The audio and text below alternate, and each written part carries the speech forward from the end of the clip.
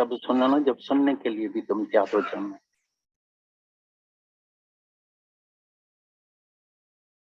कितनी साधना करनी पड़ती है, तभी बोला मौन है सुन।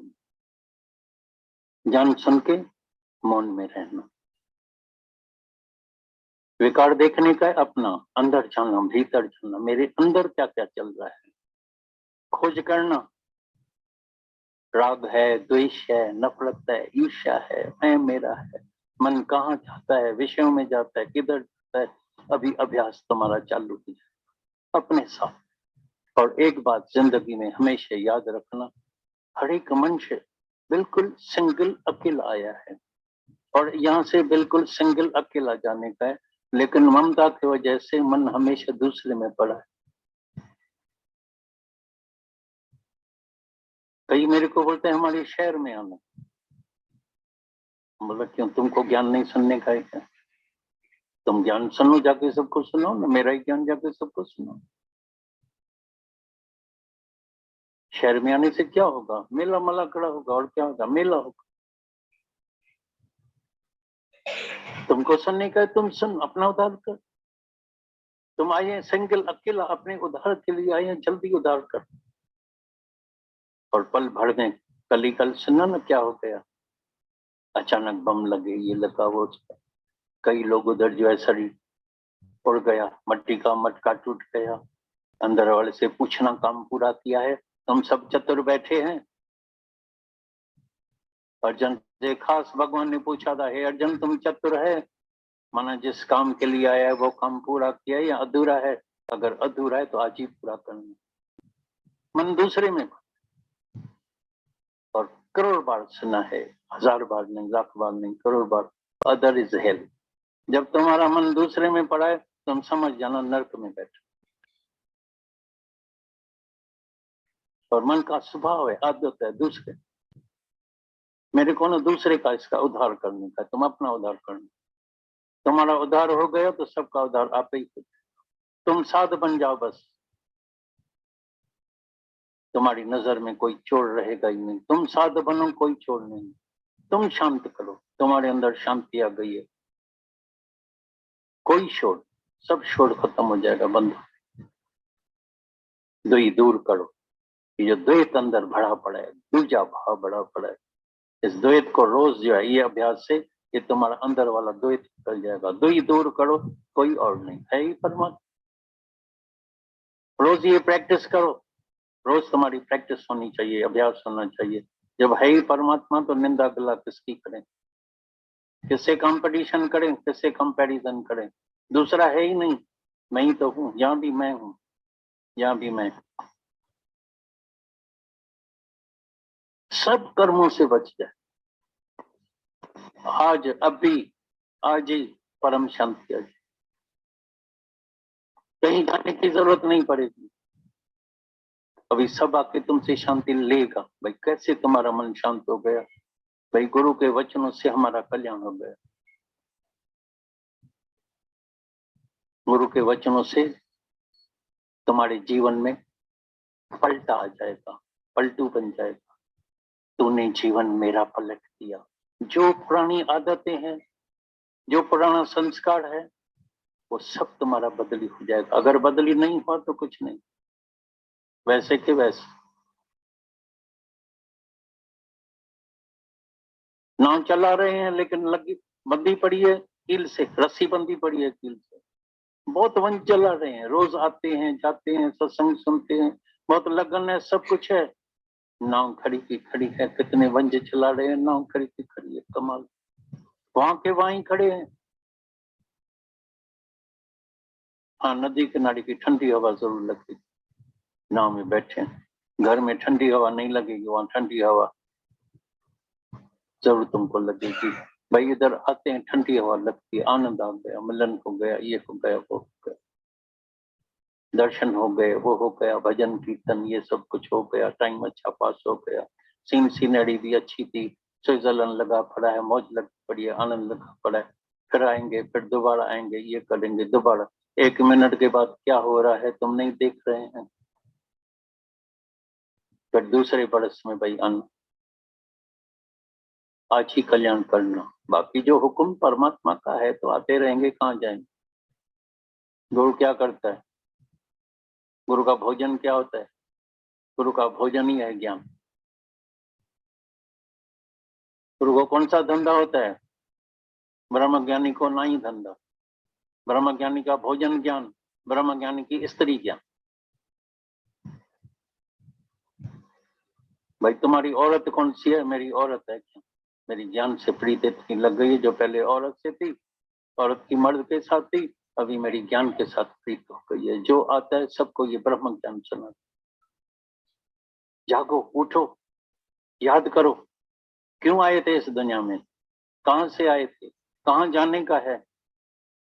नहीं तो पल पल में सब घर घर की कहानी सुन रहे हैं, सब दुखी, हैरान, परेशान। कल भी भोपाल से कोई आई, बोला 19 बरस की जवान लड़की जो है जा रही थी, बस से टकरा गई और ऐसा धक्का लगा सर वाला, उधर ही उसका शरीर शांत हो गया। माँ अभी इतना दुखी है, इतना दुखी है, इतना रोती है, इतना रोती है।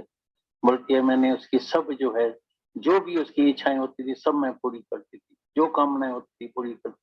अभी मैं क्या करूंगी, किधर जाऊंगी, क्या होगा, कैसा होगा, क्या। तभी गुरु के मिलने से तुम्हारे अंदर गुरु लाइट जगा देता है, रोशनी कर देता है। एक बहुत सुंदर प्रसंग आता है दत्तात्रेय का, तो गीता भगवान ने भी लेटर के रूप में लिखा है किसी को। दत्तात्रेय के 24 गुरुओं से प्राप्त शिक्षाएं दादा भगवान के वचनों में चला था, तो एक्सप्लेन किया गया है।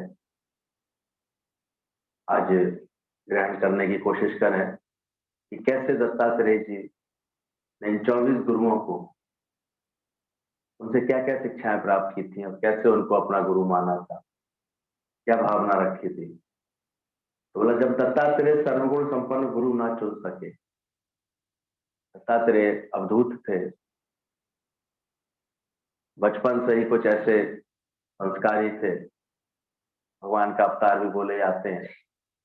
अंदर से यही चिंतन उनके अंदर रहता था, मुझे मनुष्य जन्म मिला है तो मुझे इसकी मोक्ष गति कर, मुझे सत्य की गति करनी है। और कहते हैं इस कारण से वो बचपन से ही वो अंदर में इस खोज में रहते थे परमात्मा की। और उनको ये नारद जी ने विवेक दिया था कि गुरु जरूर करना, बिन गुरु ज्ञान नहीं मिलता। तो कहते हैं वो एक कुशल, एक अच्छे गुरु की तलाश में रहते थे, ढूंढते रहते थे किसको मैं अपना गुरु मानूं, किसको मैं अपना गुरु। तो कहते हैं सर्वगुण संपन्न गुरु ना चुन सके। मन ढूंढता है तो फिर ऐसे ही ढूंढता है कि कोई मिले तो ऐसा मिले, सारे गुणों उसके अंदर, सब सब भलाइयां हो, सब बातें, सारे गुण दिखाई दे। भगवान लिख रहे हैं उनका हृदय आकाश में फिर आकाशवाणी हुई। वो चुन नहीं सके क्योंकि ये काम थोड़ा असंभव सा लगता है। गुरु माने फिर देहधारी, और देह में सारे गुणों का होना एक ही देह में असंभव सा होता है। कोई विकार ना हो उस देह में, ये भी असंभव होता है। कुछ ना कुछ तो दिख जाएगा उसमें। जहां आकार है वहां विकार। इसलिए गुरु से एक भाव स्तर पर, प्रेम स्तर पर, श्रद्धा स्तर पर ही हम कुछ पा सकते हैं। अगर हम गुरु की बहुत छिद्रान्वेषण करेंगे ना, खोजबीन करेंगे, तो खुद ही भटक। No one is perfect. आकार है तो विकार है, खाएगा भी, पिएगा भी, रहेगा भी। हालांकि ब्रह्मज्ञानी गुरु की प्रकृति धीरे धीरे वो इतनी शुद्ध सात्विक होती है, तत्वगुण से भरी हुई होती है, लेकिन फिर भी इस ज्ञान मार्ग के लिए कब कौन सी लीला उसके शरीर से हो रही है,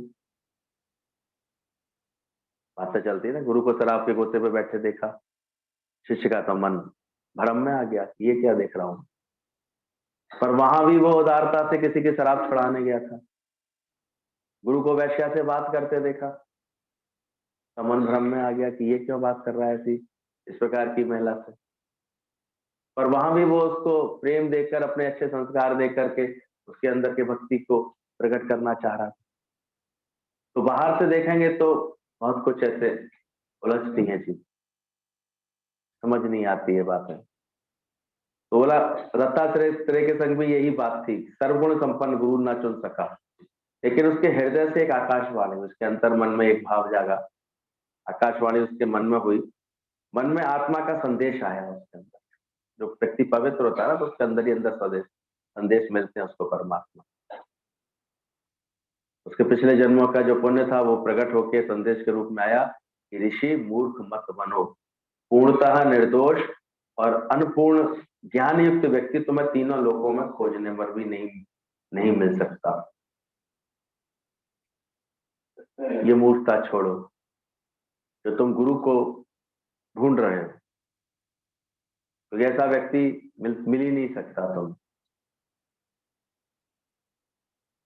साकार को तुमको उसकी सहज लीलाओं के साथ ही स्वीकार करना पड़ेगा, उसके स्वभाव जैसे। दुर्वासा के अंदर एक आवेश का संस्कार था, लेकिन कृष्ण भगवान ने उनको भी अपना गुरु माना। जो समझदार होते हैं वो तो पहचानते हैं इस बात को, वरना तो लोग फिर 4 दिन आएंगे, 5वें दिन कुछ दिख गया, 6वें दिन श्रद्धा खत्म, अब चलो फिर दूसरे। हिंदुओं में वैसे भी ये संस्कार है, तू नहीं तो तू सही, तू नहीं तो तू सही।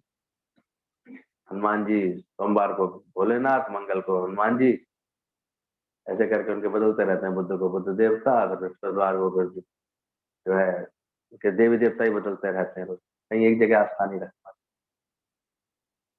इसलिए बेचारे जब डूबते हैं ना, तो कोई बचाने में नहीं आ पाता उनको। क्या करें, वो सही पुकार ही नहीं पाते, कौन आए दौड़ करके उनके पास। कभी कुछ कभी कुछ, एक जोक है इस तरह का बस। लेकिन बात समझना, भगवान तो रक्षा करता है, पर तुमको तो विश्वास हो कि कौन कर रहा है, तुमको तो अंदर से लगे। तो ऐसे ही बोला, पूर्णतः निर्दोष और अनपूर्ण ज्ञान युक्त व्यक्ति तुम तीनों लोकों में नहीं खोज सकते, इसलिए अपने में सच्चा शिष्यत्व पैदा करो। अंदर से क्या भावना है उनके, ये जो मैं बार बार गुरु अच्छा मिले, गुरु सच्चा मिले, गुरु पूर्ण मिले, इसकी खोज में लगा पड़ा हूं, जबकि आवश्यकता है अपने को सच्चा शिष्य बनाने की, ना कि गुरु के सच्चा मिलने की। हमारा अंदर का सच्चा शिष्यत्व हमें ज्ञान दिलवाता है। अब अगर कैसे मिले, कहां से मिले, तो बताते हैं दत्तात्रेय को अपने अंदर ही ये बोध हुआ कि तुम अपने अंदर सच्चा शिष्यत्व पैदा करो, जिज्ञासा, श्रद्धा और विश्वास अपने हृदय में पात्रता उत्पन्न करो। सही जिज्ञासा, सच्ची श्रद्धा, सच्चा विश्वास पैदा करके अपने हृदय में सही पात्रता पैदा करो। तुम्हारे अंदर पात्रता जागे, ज्ञान तो मिल जाता है प्रकृति में। सच्चे गुरु भी मिल गया और तुम्हारे अंदर पात्रता नहीं हुई तो क्या करोगे? वो देना भी, देने को तैयार भी होगा, पर पात्र है ही नहीं, कहाँ डालें उसको। पात्र अशुद्ध है, तो जो शुद्ध बात वो सुनाएगा भी, वो भी क्या हो जाती है, अशुद्ध होती है। अंतःकरण अगर विषयों से भरा हुआ है, भोगों से भरा हुआ है, तो गुरु का दिया हुआ ज्ञान भी व्यर्थ चला जाता। इसलिए हमको भी समझना चाहिए बात कि अपने में सच्चा शिष्यत्व पैदा करने का भाव पहले होना चाहिए। सही जिज्ञासा रख करके, श्रद्धा रख करके, विश्वास रख करके अपने हृदय में पात्रता उत्पन्न करो, फिर तुम्हें गुरुओं का अभाव नहीं रहेगा, फिर अभाव नहीं रहेगा। फिर तो लगेगा कि गुरु कैसे कण कण में व्याप्त है, प्रकट है मेरे लिए, हाजिर नाजिर है मेरे लिए। दत्तात्रेय के नेत्र खुल गए और उनकी सारी समस्या का हल हो गया। जो अवधूत अवस्था में वो ऐसे विचार करते रहते थे, किसको अपना गुरु मानूं, कैसे अपना गुरु जानूं, उनको अंतर मन में एक ऐसा विवेक जागृत हो गया, इस बात का बोध हो गया उनको अंदर में। ज्ञान लाभ करने का जो एकमात्र रहस्य है, वह उन्हें आकाशवाणी ने अनायास ही समझा दिया। दत्तात्रेय के नेत्र खुल गए और उनकी सारी समस्या हल हो गई।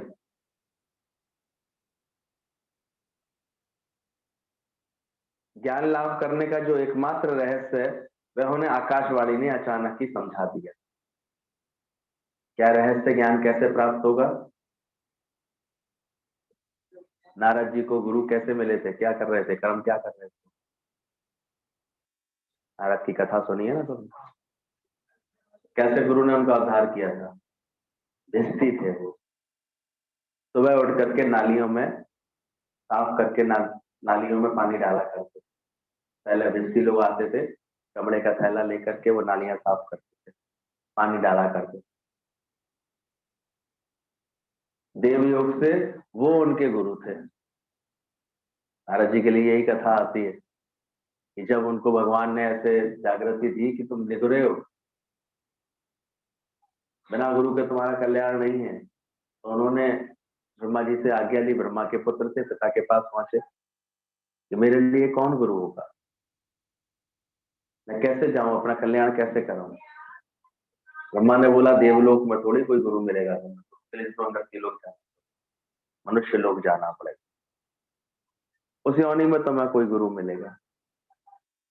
तभी जानते हैं जब वो उनको आदेश हुआ कि ब्रह्म मुहूर्त में जो पहला व्यक्ति तुम्हें पृथ्वी लोक पर विचरण करता मिले वही तुम्हारा गुरु होगा। और जब थोड़ा गया थोड़ा नारद जी जब ऐसे निकले, 4 बजे पहुंचे पृथ्वी लोक में, नारायण नारायण कहते हुए पहला व्यक्ति किसके दर्शन हुए, उस भिस्ती के जो पानी डाल रहा था नाली में, तो वही सुबह अपने सेवा कार्य में लगा हुआ। पर देव योग से वही उनके गुरु थे। और एकदम से देख करके क्या गुरु में वो श्रद्धा ला सके, भाव बना सके। उन्हें बड़ा अजीब लगा, ये मेरे गुरु कैसे हो सकते हैं भाई, मैं इतना भगवान का भजन करने वाला, मैं दिन भर आप नारायण नारायण कहने वाला, मैं भगवान से जब चाहूं तो मिल सकता हूँ, मेरे में इतनी काबिलियत है, ये तो मुझे गुरु करना है। भगवान ने इशारा दिया है निगुरे नहीं रहो, गुरु करके रखो अपने जीवन में। अब ये मुझे क्या ज्ञान सिखा सकते, संशय आ गया। और मन में संशय लेकर के जब वो पहुंचे दोबारा से देवलोक, तो भगवान ने और क्रोधित होकर के बोला, बोले इनको तो नरक भोगना पड़ेगा। नारद जी इन्होंने गुरु में संशय किया है, नरक भोगना। नारद जी और घबरा गए, फिर इधर उधर भटके, क्या करूं, ये तो भगवान के मुख से निकल गई बात, नरक तो अब भोगना ही पड़ेगा, मैं कहाँ जाऊं, क्या करूं। फिर से गए वो, फिर से पिताजी ने समझाया, बोले कि बहुत बड़ी गलती कराए हो, जाओ उन्हीं गुरु की शरण में जाओ, वही तुम्हारा उद्धार कर पाए। कहते नारद जी पुनः जब आए, अब श्रद्धा रख करके आए, गुरु भाव रख करके आए,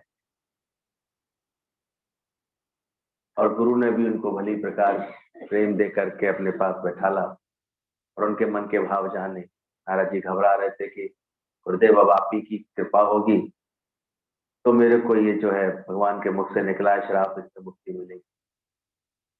गुरु भी सच्चे थे तो उन्होंने उनको युक्ति बता दी कि जाओ नारद जी ऐसा कर लेना। कहते नारद जी ने बोला अच्छा मौका देख करके, भगवान का जब मूड अच्छा देखना तब तुम ऐसा करना। कहते हैं नारद जी जब पहुंचे, भगवान एक दिन बड़ी प्रसन्न मुद्रा में थे, बैठे हुए थे, लक्ष्मी जी के साथ विहार कर रहे थे। नारद जी पहुंच गए वहां। कहते हैं प्रभु आज तो आप मेरी एक शंका का समाधान कर ही दीजिए। बोले स्वर्ग क्या होता है, नरक क्या होता है। नारद जी क्या करोगे जान, आप तो वैसे भी जानते घूमते रहते हैं। बोले नहीं प्रभु मुझे यही बता दो कौन कौन सी योनियां आती नरक में, कौन कौन सी। भगवान बोले आप ऐसे करो, जमीन पे ऐसे गोला खींच के बता दो स्वर्ग क्या है, नरक क्या है। भगवान बताने लगे एक छड़ी से लेकर, जैसे ही नरक बना दिया भगवान ने अपने हाथों से, नारद जी ने तुरंत अपना ऊपर का वस्त्र उतारा और उस पर लोटपोट करने लगे। बोले ये क्या कर रहे हो नारद, खेल देख करके भगवान को भी हंसी आ गई, कर क्या रहे हो। बोले कुछ नहीं प्रभु, नरक भोग रहा हूँ, नरक भोग। नरक भोग रहे हो क्या मतलब। बोले प्रभु आप ही ने तो कहा था, मैंने जब गुरु में शंका रखी थी तो मुझे नरक भोगना पड़े, तो आज मैंने नरक। बोले ये नरक थोड़ी, बोले आपके हाथ तो बना हुआ नरक, यही तो नरक, मैंने तो भोग लिया। भगवान मुस्कुरा दिए, बोले किसने बताई तुम्हें ये युक्ति।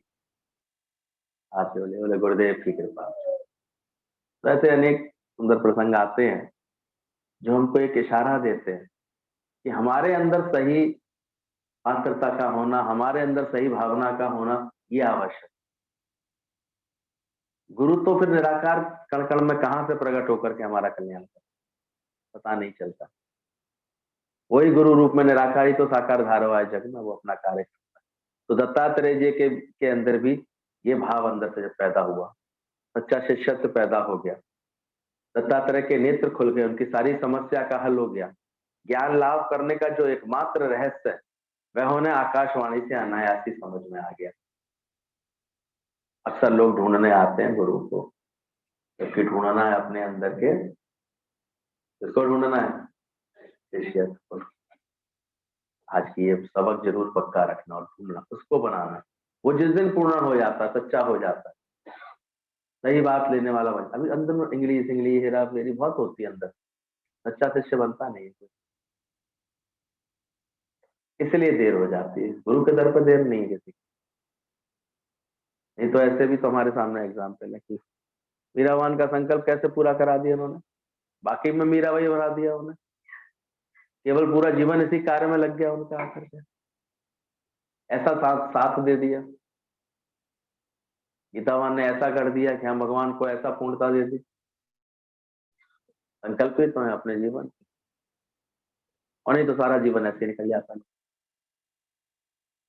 तो यहाँ भी दत्तात्रेय ने उन्हें आकाशवाणी से अनायास ही समझ में आ गया। अपना मनोरथ पूरा करने के लिए वे उत्तर दिशा की ओर चल पड़े।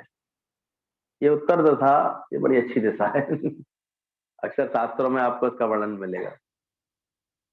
उत्तर दिशा, हम लोग इसलिए उत्तर की दिशा को बड़ा शुभ मान लिया गया है, इसलिए हिंदुस्तान की तो एक विशेषता है कि हमारे जितने हिमालय क्षेत्र है किस साइड है, सब उत्तर की दिशा में, पूरा पूरा इधर। तो वास्तव में उत्तर का सही भाव ऊंचा होना। तो उत्तर दिशा की यात्रा है, हम अपने देह भाव से ऊपर उठे, जीव भाव से ऊपर उठे, ये है उत्तर दिशा। और जैसे ऊपर उठते हैं हम अपने आप ही अपने सारे घेरों को तोड़ते चले जाते हैं। तो ये उत्तर दिशा होती है। नहीं तो पहले तो लोग इसी भ्रम में रहते थे कि उत्तर दिशा में जाएंगे तो शायद हमें कुछ अच्छा विशेष मिलेगा। ये तो भौगोलिक स्थिति को, भारत की तो कुछ ऐसी है कि जितने भी ऋषि मुनि इन्होंने यात्रा किधर की कर दी, उत्तर की तरफ। तो हिमाचल देश ये जो है सारा तपोभूमि बन गया अपने आप। बाद में इतनी तपस्या करने वाले लोग वहां पहुंचे, वो ज्ञान का क्षेत्र, तपोभूमि, बद्रीनाथ, केदारनाथ, वहां जाइए आप सारे वेद शास्त्रों का पूरा ऐसे अभ्यास करते हुए लोग मिलेंगे, पवित्र भूमि बन गई है। तो उत्तर दिशा की ओर चल दिए। अब रास्ते में उन्होंने जो जो चीजें देखी उसी से शिक्षा ग्रहण की। अब उनका मन कैसा हो गया था, ऐसी शिक्षा, सच्चा शिष्यत्व पैदा हो गया था, श्रद्धा हो गई थी उनके अंदर पैदा, जिज्ञासा पैदा हो गई थी और एक विश्वास। अब ऐसे नेत्र मिल जाते हैं ऐसी समझ आने के बाद कि अब उनको अनायास ही सब में गुरु का दर्शन होने लगा। इसलिए कहते हैं दत्तात्रेय ने 24 गुरु बनाए। हम तो वही दत्तात्रेय की तरह 24 गुरु बनाते हैं, अच्छी बात है, लेकिन उसका भाव समझना। गुरु तो उनका, हमारे गुरु जी भी कहते हैं your own experience the only teacher. दादाजी अक्सर कहते हैं कि बाहर से भी गुरु का मिलना तभी सफल होता है जब वो गुरु तुमको तुम्हारा अनुभव बनवा दे, तुम्हारा खुद का अनुभव तुम्हारा टीचर, वो है तुम्हारा टीचर। और अनुभव क्या बने कि हमारा मन उस सत्य में टिक जाए, समझ ले, बात को मान ले, अभ्यास करे, नित्य अभ्यास और नित्य वैराग्य से ऐसा अभ्यास करें। अब हम देखते कामों का कितना अभ्यास है दुनिया में, जाने आने का कितना अभ्यास है। सुबह उठते ही यहाँ जाना जरूरी है, ये देखना जरूरी है, करना, सब निकल आता है दिमाग। अरे भाई पहले राजा से मिल लो तो सारी सृष्टि किसकी हो जाएगी। ये कैसे तुम्हारे प्रभु से मिलने के बाद तुम्हारा खुद का जीवन कितना बदल जाए, तो वो भूल जाते हैं। इसलिए सत्संग को सबसे लास्ट, इसलिए दुनिया के सत्संग में जाके देखो, यहाँ तो फिर भी इतने ज्ञान का अभ्यास है कि फिर बुढ़े नहीं रहते, लेकिन दुनिया में कीर्तन भजन ध्यानों में मंदिरों में कौन बैठे दिखाई दे? जवान लोगों से बैठ के बात करो ना, तो ध्यान ध्यान की कहते हैं अरे ये सब बातें करने का हमारे पास क्या टाइम, इतनी देर में सहेली का फोन आ जाता है, चलो पिज्जा पार्टी करनी, चलो वहां जाना है, आज हम ये कर रहे हैं, आज हम ये कर रहे हैं। कितने एंगेजमेंट बना रखी है, कहाँ आते हैं। लेकिन ये तो कभी कोई ऐसा संस्कारी बन जाता है जो ढूंढता है अंदर से, ये प्यास होती है उसके अंदर, मनुष्य जन्म मिला है तो मैं सत्य को पालूं, परमात्मा को पालूं, तो वो चलता है फिर इसमें। तो पहला उनको मिला पृथ्वी, उन्होंने सबसे पहले आंख खोली जब अपनी अवधूत अवस्था से, ऐसा विचार आने के बाद तो पृथ्वी के दर्शन किए। अब उनके अंदर में सही चिंतन आ गया था, मनन आ गया था, और उन्होंने तुरंत मनन किया, भगवान ने मुझे सबसे पहले पृथ्वी के दर्शन दिए, तो ये पृथ्वी में क्या क्या है, ये कैसे धूप को, बरसात को, कैसे ठंड को ये धैर्य पूर्वक सहन करने वाली है, यानी गुणग्राहक दृष्टि बन गई। अब उनका मन जो है सबके अंदर के गुणों का विचार करने लगा। सबके अंदर भगवान है क्या, गुडनेस इज गॉड, अच्छाई देखने लगा ना सब में। अभी देखो गुरु की कृपा से तुम्हें भी मिली है कि नहीं ये वाली निगाह। सी गॉड एवरीवेयर का क्या मतलब है? अभी लोग उसमें भी उलझे रहते, समझते ही नहीं पूरी बात। हम भगवान नहीं देख पाते, कैसे भगवान देखें गुरुजी, वो ऐसे चलते हैं तो अपना भगवान कैसे देखें, ऐसे ऐसे सोचते हैं। अरे भगवान देखने का आशय ही यही है, गुडनेस इज गॉड, उनके अंदर की भलाई देखो, उनकी देखा करो अच्छाई कितनी है किसी के अंदर। भगवान ने सबको सुंदर गुणों से भर के बनाया हुआ है, और अगर बुराई भी है उसके अंदर तो वो भी तुम्हें कुछ सिखाने के लिए है, तुम तो अच्छी बात सीखो उससे। ये है भगवान का देखना, और ऐसे करके नतमस्तक हो जाओ। तेरे फूलों से भी प्यार, तेरे कांटों से भी प्यार। तब पृथ्वी को अपने आप ही वो नतमस्तक होने लगे कि कैसे धूप को, बरसात को, सर्दी को ये धैर्य पूर्वक सहन करती है। लोग इसके ऊपर मलमूत्र भी त्याग करते हैं, अच्छे से पदाघात भी चलते हैं तो टप टप करके चलते हैं इसके ऊपर, तो कितना लोड इसके धरती के ऊपर डालते हैं, इसको भी ये सहन करती है। अभद्रता करने वाले पर भी क्रोध नहीं करती कभी ये। लोग कितना कभी कभी अपवित्र कर देते हैं भूमि को, अब ऐसे अभद्रता व्यवहार करते हैं, उठा उठा के मिट्टी उठा के खींच के मारते नहीं है, पत्थर उठा के मारते हैं पृथ्वी से ही लेके ऐसे। फिर भी ऐसी करने वाली अपनी कक्षा में, अपनी ही उसमें शांत गति से ये मर्यादा के साथ निरंतर नियम पूर्वक घूमने वाली है पृथ्वी। भूगोल जानते हैं, वो जानते हैं पृथ्वी अपनी कक्षा में निरंतर घूम रही है, अगर ना घूमे तो भाई साहब ये दिन रात होने बंद हो जाएंगे, करोगे क्या? जैसे जैसे उत्तरी ध्रुव और दक्षिणी ध्रुव की तरफ जाते हैं ना, तो उनको बेचारों को फिर या तो रात ही रात मिलेगी या दिन ही दिन मिलता है लंबा। हम लोग फॉरेन गए, वहां हैरान हो गए, तो वह 4 बजे से धूप इतनी निकली हुई थी। हमने कहा यहाँ बढ़िया है, इतने बड़ा दिन होता है। और रात के 10 बजे भी लौट के आ रहे हैं रेस्टोरेंट से, नीदरलैंड की तरफ से, ऊपर थोड़ा नॉर्थ पोल की तरफ पहुंच गए थे। 10 बजे घड़ी में बज रहे थे 10, और ऐसे लग रहा था जैसे कि शाम के 7, 6, 7 बजे होंगे ऐसा। इसलिए मोटे मोटे पर्दे लगा करके फिर सोता है वहां इंसान, घरों में इतनी व्यवस्था रखनी पड़ती है। तो ये तो घूमने के कारण, और सबसे बिल्कुल सुरक्षित भूमध्य रेखा के साथ रहते हो आप लोग, सारे मौसमों का आनंद लेते हो प्यार से। ये थोड़े दिनों बाद देखना क्या कड़कड़ाती हुई बर्फ गिरेगी, वैसे ओस गिरेगी, कोहरा गिरेगा। ये अंदर से इसका आनंद लेना, शिमला का, कश्मीर का। तो वैसे घूमने नहीं आ सकते, उनको दर्शन देने ही आने वाला है।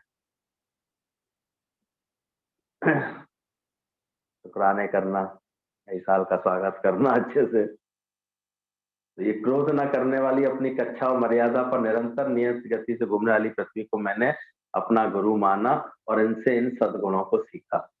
कौन कौन से गुण सीख लिए पृथ्वी से? कैसे बर्दाश्त करते, कैसे सहन कर लेती हर बात, हर एक का स्वभाव, हर एक का व्यवहार सहन कर। मनुष्य कितनी जल्दी उठता जाता, कितना सहन करें और कितना सहन करें, धरती से सीखो। इसलिए सीता को क्या बोला गया, किसकी पुत्री बोला गया? तो कहते हैं सीता ऐसे कष्ट सहन कर पाओगी, कभी कर सकोगी? कोई विचार किया है?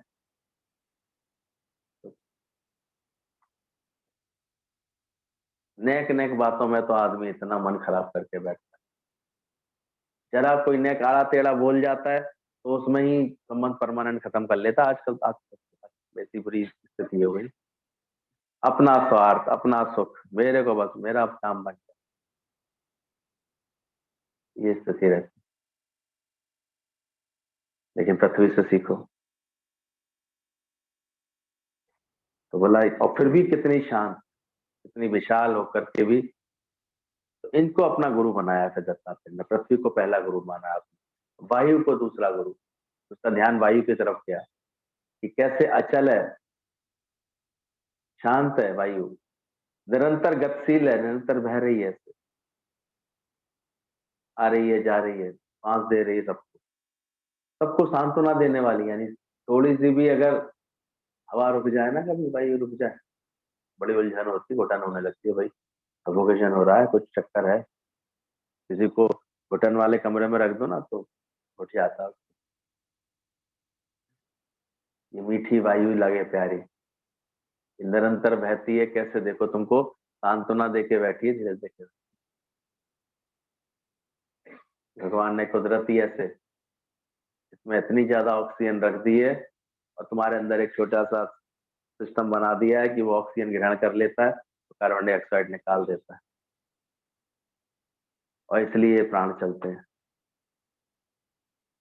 तो ये वायु का उन्होंने देखा, गतिशील होकर के संतत्वों को सांत्वना देना, गंध को वहन करना, ये भी इसका गुण है। जहां से वहां तक क्या खुशबू ले आती, वहां रसोई में पक रही होगी, आहा तो बढ़िया चीज पक रही है, कोई घर में घुसते घुसते बता देते हैं आज तो कोई बढ़िया हलवा पका है। कहाँ से आ गई, देखा भी नहीं तुमने तो, कैसे आ गई सुगंध? वायु के द्वारा। तुम्हारी आवाज को वहन करने वाला, कल भी गुरु जी कह रहे थे, सीधा बंद होता है कार का तो बाहर आवाज नहीं जाती, बाहर ले आने वाली आवाज तुम्हारी, कौन लेके जाता है आवाज को? वायु। वायु के माध्यम से निर्वात हो जाए तो आप आवाज नहीं सुनाई देगी, इसलिए पैक कर दिया जाता है। तो देखो पहले ट्रेन में बैठते थे तो उसकी खटर खटर खटर खटर से सो नहीं पाते थे, इतनी आवाजें। फिर जब जो है, जब ये बन गया, एसी डब्बे बन गए, तो वेल पैक कर दिया गया, एसी सिस्टम ऐसा हवा का बना दिया, घुटन नहीं हो अंदर। कभी भी एसी खराब हो जाते हैं तो लोग बड़े परेशान हो जाते हैं, गेट खोल खोल के बैठने पड़ते हैं। पूरी आवाज शांत हो जाती है, अंदर बैठे तो पता भी नहीं चलता है ट्रेन चल भी रही है, इतना साउंड प्रूफ हो जाता है। तो वायु क्या करती है? वहन करती है, गंध को वहन करती है, हवा गति को, स्वर को, ऐसे आवाज को वहन करती है, पर स्वयं कैसी रहती है? निर्लिप्त। वो निर्लिप्त न्यारी रहती है। ये विशेषताएं मैंने पवन में पाई और उनसे सीख करके मैंने अपना गुरु माना। फिर उनकी दृष्टि गई आकाश की तरफ, आकाश को देखा उन्होंने, दत्तात्रेय जी ने। बोला, अनंत और विशाल होते हुए भी अनेक ब्रह्मांड को अपनी गोदी में भरे रहने वाले, ऐश्वर्यवान रहते हुए भी रंच भर भी अभिमान न करने वाले आकाश का यह गुण मुझे बहुत प्रिय लगा। मैंने आकाश को देख करके कौन सा गुण उठाया कि अनंत है, कितना विशाल है। उन्होंने अंदर से देखा, ये आकाश तो ऐसा अंतरिक्ष, इतना विशाल, न जाने कितने खगोलीय पिंड इसमें घूम रहे हैं। अभी तो वैज्ञानिक खोज कर रहे हैं कितने सौर मंडल इसमें घूम रहे हैं, कैसे ये कार्य होता है, कैसे ये घूमते रहते हैं अपनी गति पर। पृथ्वी घूमती रहती है चंद्रमा के, सूरज के चारों तरफ, चंद्रमा घूमता रहता है पृथ्वी के चारों तरफ, और ये सब कहाँ पाए जाते हैं? आकाश में तो पाए जाते हैं। आकाश कितना विशाल है, कितना अनंत है, विशाल होते हुए भी अनेक ब्रह्मांड को अपनी गोद में भरे रहने के बाद भी इतना ऐश्वर्यवान होते हुए भी रंच भर भी अभिमान नहीं करता है। इसलिए आत्मा की तुलना हमेशा आकाशवत की जाती है। आकाशवत है आत्मा, हमारा भी जो स्वरूप है, जो आत्मा है, वो ऐसी आकाशवत है।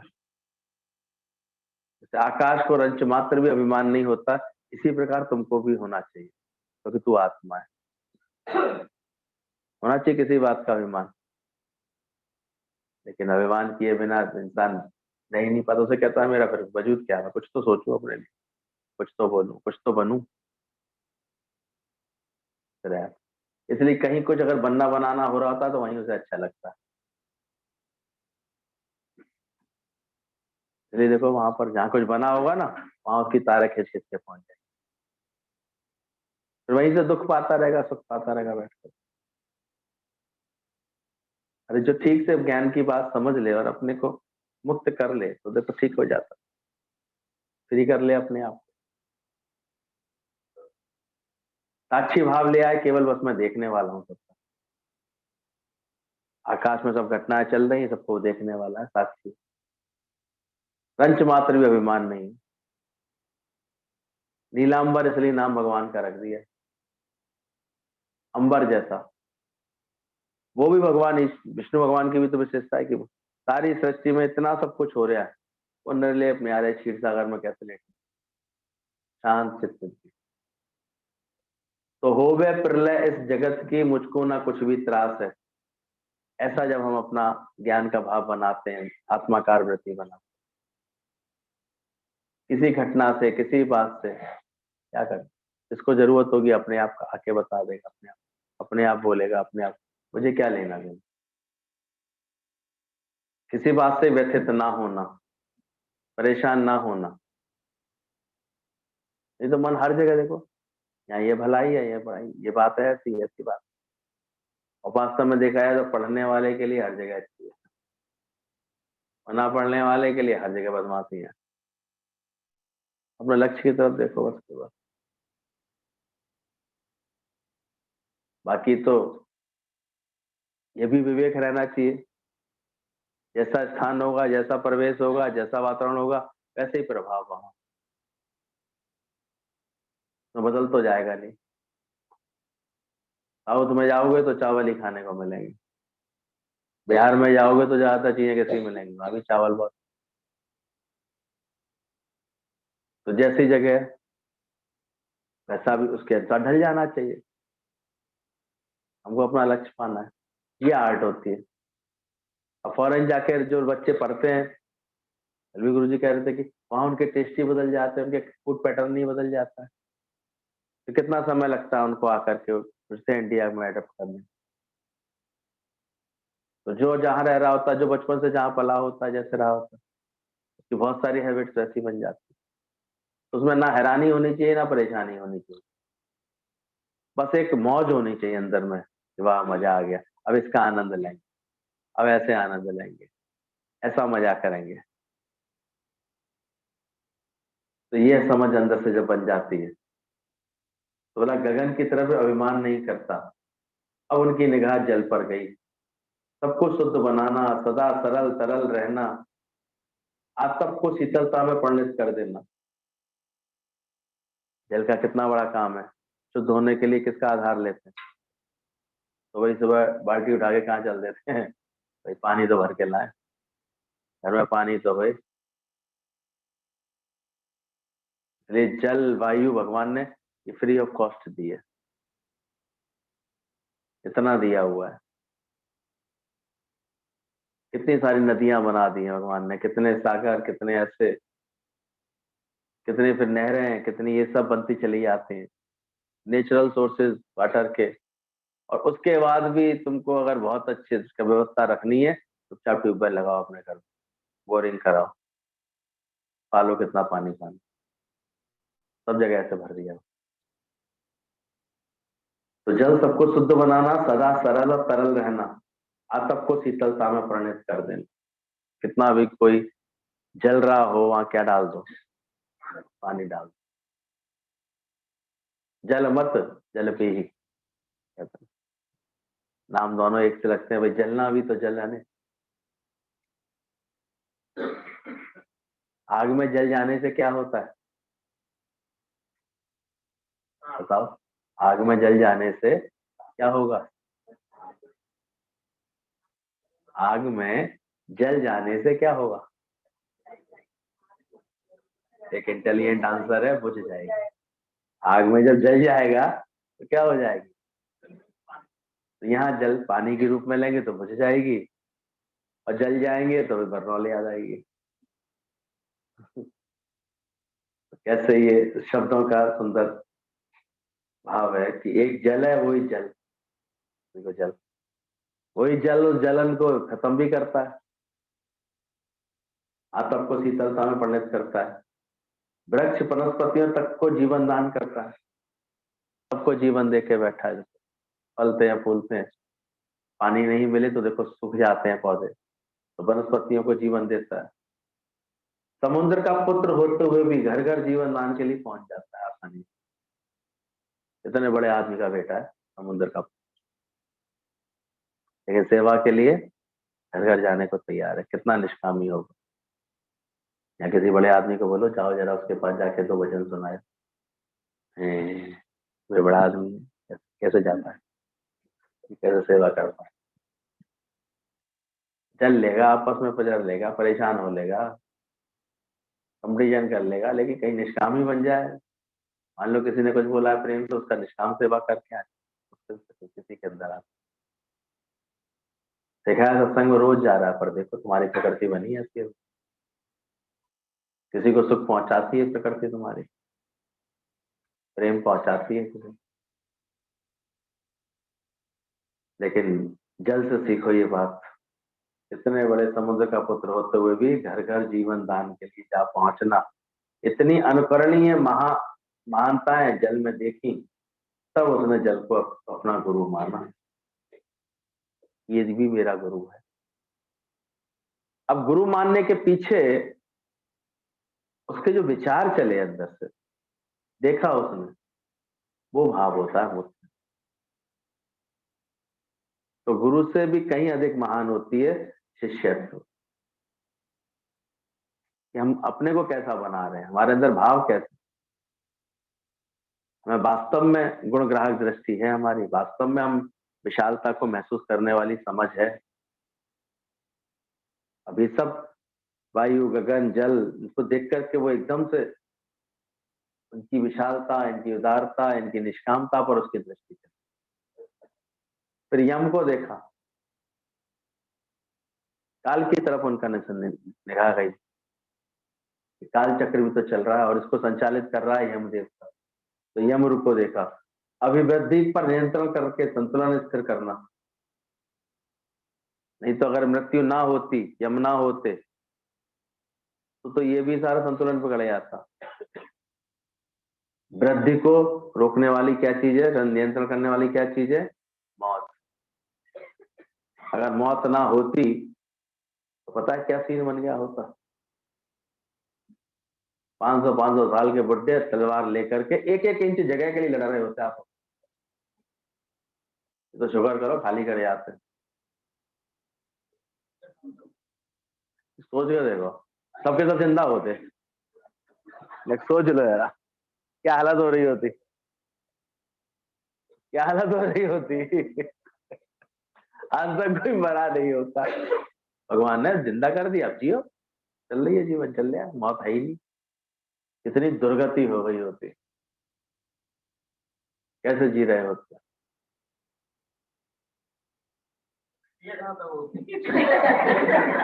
सोचो, बहुत बुरी हालत हो गई। एक ही घर की स्थिति सोच लो, सबके सब उसी घर में ढुसे होते, क्या हालत हो रही होती।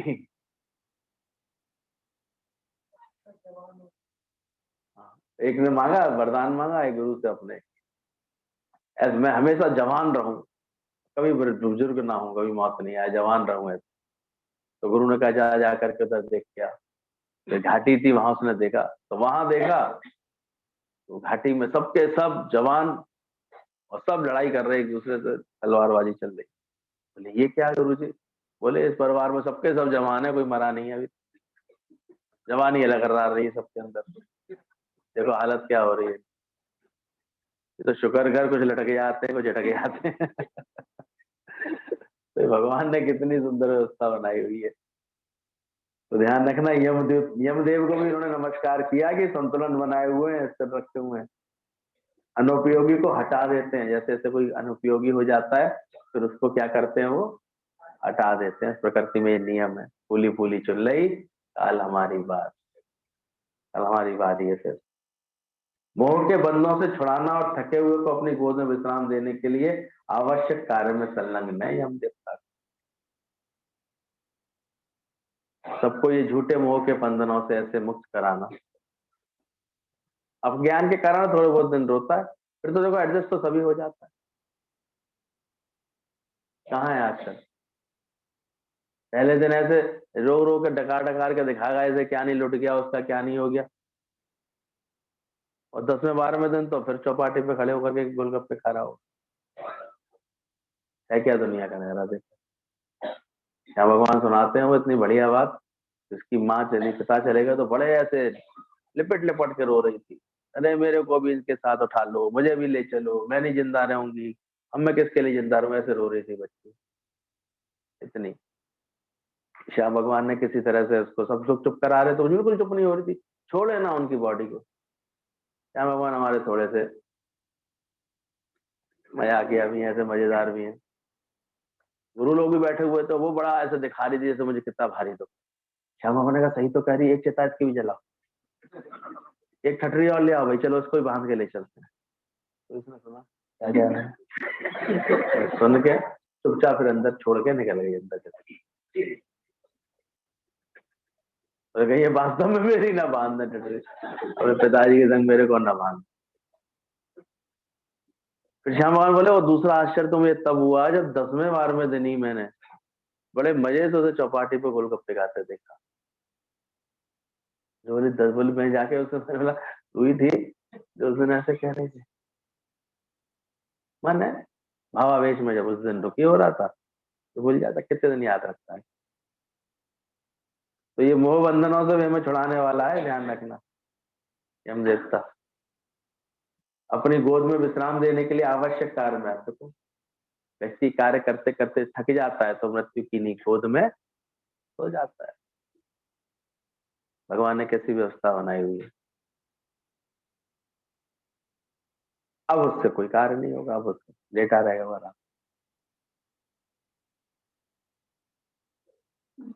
उसको भी फिर जो है 2-4-6 घंटे में लोग उसके शरीर को भी गायब कर देते, अंतिम संस्कार कर देते। किसमें आ गया? गहरी नींद में आ गया, शांत हो गया। तो इसलिए यम देवता को भी इन्होंने अपना क्या बना लिया, उनका भी एक गुण देखा। अग्नि को देखा उन्होंने, फिर निरंतर प्रकाशवान रहने वाली, ऊष्मा को आजीवन बनाए रखने वाली, दबाव पड़ने पर अपनी लपटें हमेशा ऊर्ध्वमुखी रखने वाली। अग्नि को कितना भी नीचे करो, कितना भी करो तो लपटें किधर जाती हैं? ऊपर की तरफ जाती हैं। निरंतर प्रकाश, हमेशा उससे प्रकाश मिलता है, कहीं भी अग्नि जले प्रकाशित कर दे। अपनी ऊष्मा को आजीवन बनाए रखने वाली। अभी एक कोल्ड फायर आ गई है चाइना की ट्रेन, चल तो रहे होते हैं पटाखे, उसमें अनार तो जल रहे होते हैं लेकिन उसमें गर्मी नहीं होती। कोल्ड फायर है वही। फायर तो है, नाम तो फायर रख दिया, उसमें चिंगारी तो है, पर वो एक अलग तरह की है। तो वास्तव में जो अग्नि होती है वो कभी अपनी ऊष्मा को नहीं छोड़ती, उसमें गर्माहट होती है। अभी सर्दी के दिनों में देखो कितनी सब ऐसे फिर आग लगा के बैठेंगे उसमें तापने के लिए। सर्दी के कारण वो बड़ी भरी लगती है, अच्छी लगती है। बुजुर्गों को तो बहुत जरूरत पड़ जाएगी अभी थोड़े दिनों बाद। हीटर भी होए तो फिर कुछ तालाब भी हो, सूर्य निकलेगा तो देखते हैं आज निकल आया, चलो आज बाहर बैठे। फूस का महीना आ चुका है, तो दबाव पड़ने पर भी अपने को ऊर्ध्वमुखी रखने वाली, बहुत प्राप्त करके भी संग्रह से दूर रहने वाली, स्पर्श करने वाले को अपना ही रूप बना देने वाली। कितने सारे गुण देखे देखो। अग्नि है कैसी, जो भी इसके संपर्क में आएगा उसे कैसा बना देती है? अपना रूप दे देती, लाल लाल कर देती है। हाथ लगा के देख, छू के देख उसके निकट जाके देख, नेक उंगली जल जाए समय पर या आग में, देखो कैसे अपना रूप बना देती है। स्पर्श करने वाले को भी अपना रूप बना लेती है। जलन कहती है जल रही जल रही जल रही। समीप रहने वालों को भी प्रभावित करने वाली है। तो नजदीक रहते हैं उनको भी अपनी तपिश दे देती है, खास उनको तपाती है, ऐसे गर्मी दे देती है। अग्नि मुझे आदर्श लगी, अतः उसे मैंने गुरु रूप धारा। अग्नि में उन्होंने इतने अच्छे अच्छे गुण देख लिए कि कैसी है, कितना भी आज कितना भी दबाव पड़े इसके अंदर, कितना भी उल्टा करो उसकी मोमबत्ती को, लेकिन अग्नि किधर जाएगी, उसकी ऊपर ही आती है। इसको भी फिर गुरुजी ने बहुत बाद में अच्छा एक्सप्लेन किया। अग्नि उत्पन्न हुई है सूर्य से, इसलिए उसकी यात्रा हमेशा किधर होती है, जल उत्पन्न होता है पाताल से, इसलिए जल हमेशा बहकर किधर जाता है। ये अग्नि और जल हमको निरंतर ये बताते हैं अपने लक्ष्य की तरफ बढ़ते रहना चाहिए। तो हम किससे उत्पन्न हुए हैं, तो हमको किधर बढ़ते रहना चाहिए, इसी में हमारी सुंदर गति है। जब उससे विमुख रहते हैं तो तरह तरह के कष्ट और दुख पाते। जब मैं भूली आपको तो भासे संसार। अब चंद्रमा को भी उन्होंने अपना गुरु, सूर्य को भी अपना गुरु बोला। चंद्रमा के पास प्रकाश ना होने पर सूर्य से याचना करके पृथ्वी को चांदनी का दान देता है। उसके इस गुण को देखा उन्होंने कि ले लेता है सूर्य से और फिर वो दान किसको कर देता है, पृथ्वी को कर देता है। अपनी चमक नहीं है भले चंद्रमा में, कोई बात नहीं, सूर्य से लेकर के और फिर उसको चांदनी के रूप में, शीतलता के रूप में पृथ्वी को लौटा देता है। सारी वनस्पतियां उससे पुष्ट होती। और भी देखो, सबसे बड़ी बात तो परमार्थ ही इतना है, विपत्ति में उसकी कलाएं धीरे धीरे क्षीण होती हैं, बढ़ती भी कलाएं क्षीण भी होती हैं। ऐसी स्थिति में भी कलाएं क्षीण होते हुए भी निराश होकर के नहीं बैठता, फिर साहस कर, फिर बढ़ने का साहस रख के बार बार बढ़ता रहता है। घटती बढ़ती कलाओं में भी वो ऐसे परेशान नहीं हो जाता। इंसान के पास थोड़ा सा पैसा घटे, ऐसा परेशान होकर दिखा देगा, थोड़ी सी कोई बात उसकी घटिया से जीवन की। चंद्रमा देखो पूरे महीने में कितनी घड़त बढ़त कर लेता है अपनी, एक गायब ही हो गया, आज है ही नहीं। कौन सी रात है आज, अमावस की रात। आज कौन सी आ गई, पूर्णिमा की रात। सारे शुभ कार्य शुरू हो जाते हैं होने वाले दिन। पूर्णिमा का दिन है, सबसे अच्छा दिन। सारी अच्छे लोगों के साथ पूर्णिमा से बनी हुई है सबकी। लेकिन फिर भी चंद्रमा को कोई रोष है, उसको पहले श्राप मिला हुआ है कि तुम्हारी कलाएं घटती जाएंगी, बढ़ती जाएंगी, घटती बढ़ती रहेंगी, एक से नहीं रहोगे। कोई बात, उसमें भी शोभा पाता है, चंद्रदेव कहलाता है अपना। तो उसको भी उन्होंने ये अपना गुरु बनाया। विपत्ति में सारी कलाएं क्षीण होने पर भी निराश होकर के नहीं बैठा, बार साहस करके बार बार अपने को बढ़ाता रहता है। धैर्यवान चंद्रमा का गुण कितना श्रेष्ठ है। सूर्य तो सूर्य है, नियत समय पर अपना कार्य अविचल भाव से करते रहना। सूरज रे जलते रहना, कब से अपनी प्रकाश बांट रहा है, ऊष्मा बांट रहा है लगातार। स्वयं प्रकाशित होना, दूसरों को भी प्रकाशित करना, ये सुंदर, इसलिए गुरु को सूर्य रूप भी बोला गया। सूर्यवत, सूरज, इसलिए बोला भी गया तो पूरे सूरज भी ना बन पाओ तो बन के दीपक तो जलते चलो। गुरु तो सूर्य है, गुरु तो इतना प्रतापी होता है, वो सूर्य के समान तेजस्वी होता है, खुद भी प्रकाशित होता है और जो भी संपर्क में आता है सबको प्रकाशित करता है। गुरु कहता है दीपक तो बनो कम से कम, कुछ नहीं तो चंद्रमा जैसे तो बन जाओ, शीतलता देने वाले, प्रकाश फैलाने वाले तो बनो। आप जपें और नाम जपावे तो नस कहत रह प्रतिपा। तो इसलिए सूरज को भी बहुत बोला, दूसरों को प्रकाशित करना, सूर्य का यह गुण इसी योग्य था, इसलिए मैंने उसे अपना गुरु माना। फिर कबूतर को भी, 24 तो आज पूरे नहीं हो पाएंगे पर 9-10 कर लेते हैं। 9वां है कबूतर। पेड़ के नीचे बिछे जाल पर पड़े दाने देख करके लालची कबूतर आलसवश अन्यत्र न गया और सावली में बिना सोचे समझे लालच में आके कहां फंस गया, जाल में फंस के उसने अपने प्राण गंवा दिए। ये पूरी लीला उन्होंने देखी कि कैसे कबूतर ने अपने जाल में फंस के जिसने जान गंवा दी। ये देख करके दत्तात्रेय के अंदर में ये विवेक आ गया, ये ज्ञान आया कि लोभ से अविवेक, अविवेक से पतन होता ही होता है। अब लोभ रखने वाला, अब देखो हम किसी को देखते संतोष में व्यापार करता है, एक लोभ में व्यापार, और अधिक कैसे प्राप्त हो और कैसे प्राप्त हो, तो कहीं ना कहीं वो उलझा ही उलझा रहता है। उसका लोभ उसको भटकाता भी रहता है, उलझाता भी रहता है और संतुष्ट भी नहीं होता। तो लोभ से क्या होता है, अविवेक उत्पन्न होता है। उड़ सकता था, ऐसे कोई जरूरत नहीं थी, यहाँ नहीं कहीं और जाके खा लेता, पर वो जो 4 दाने पड़े हैं और दिख भी रहा है जाल पड़ा है,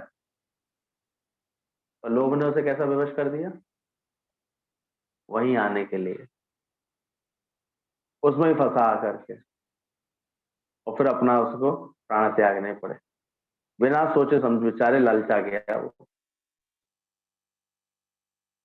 दुनिया में ऐसे ही लालच दे देते हैं, लालच में आ जाता है, एक सही सिस्टम से कार्य करो, एक सही तरीके से, वो भूल करके वो लालच के अधीन होकर जब करने लगता है तो हम देखते फिर वो हट जाता है, फंस जाता है। तो अंदर समझना, यह देख करके दत्तात्रेय ने उसको अपना गुरु मान लिया कि लोभ से अविवेक, अविवेक से पतन होता है। ये मूल्यवान शिक्षा उन्हें कबूतर से ही मिली थी। और फिर अजगर को देखा उन्होंने 10वें नंबर पे, तब अजगर को देख करके उन्होंने कहा देखो कैसा है ये धीरज, पूरी सर्दी अकड़ा रहता है, सर्दी की वजह से मट्टी खा के काम चलाता है, और वर्षा के कारण मार्ग अवरुद्ध हो जाता है, तो भूखा अजगर पड़ा रहता है। उसी को लेकर के कहावत और बन गई है, अजगर करे ना चाकरी, पंछी करे ना काम, दास मलुका कह गए सबके दाता राम। उन्होंने देखा जब ये जीव जंतु तो ऐसे बिना कुछ किए ही भगवान इनको दे रहा है कि नहीं दे रहा, हालांकि इसमें उनका तो ज्ञान से भरा हुआ संदेश था, लोग इसको उल्टी तरह से लेना, अजगर बन के ही पड़े रहे, तो फिर वो गलत चीज है। उन्होंने एक इशारा दिया कि धीरज रखो, एक समझ दी। अजगर की तो वो ऋतु की वजह से फिर एक जगह ही पड़ा रहता है, उसकी प्रकृति ठंड की वजह से, उसकी वजह से, लेकिन भूखा अजगर मिट्टी खा करके भी काम चला लेता है। तो धैर्य पूर्वक दुर्दिन को सहन करना सिखाया उन्होंने, अजगर से सीखा। दुर्दिन भी आते हैं जीवन में, सदा 100 दिन थोड़ी रहने वाले होते। तो जब ये ऐसी परिस्थिति आ जाए तो कैसे सहन कर लेना, उसकी सहनशीलता ने मुझे उसका अनुयायी और शिष्य बना लिया। हर एक से क्या सीखा उन्होंने, गुण सीख लिया, ज्ञान सीख लिया। तुमने भी तो देखे होंगे इन लोगों को, भाई सूर्य देखा ही है, चंद्रमा देखा ही है, आकाश देखा ही है, पृथ्वी देखी है, जल देखा है। अगर सच्चा शिष्यत्व आ जाए तो ये सब तुम्हारे क्या बन जाएंगे, गुरु बन जाएंगे, पवन से मिलते ही होंगे। कबूतर तो देखे ही होंगे, इन सबसे मिली हुई हो, लेकिन अष्टो दत्तात्रेय जी की ये भावना, ये बात आज शास्त्रों में अमर हो गई है। ये अगर सीखने की तुम्हारे पास खिड़की खुली हुई है तो तुम हर जगह से बहुत कुछ अच्छा सीख सकते हो, बशर्ते तुम्हारी सीखने की खिड़की खुली। जब गुरु मिल जाता है तो धीरे धीरे वो हमारे अंदर के अहम को मिटा करके हमारी सबके आगे विनम्रता, सबसे सीखने का भाव, सबसे अच्छे गुण उठाने का भाव हमारे अंदर में डाल। तो क्या इरादा है?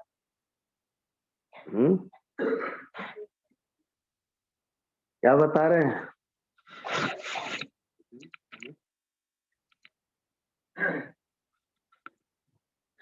ऐसा सदगुरु पाया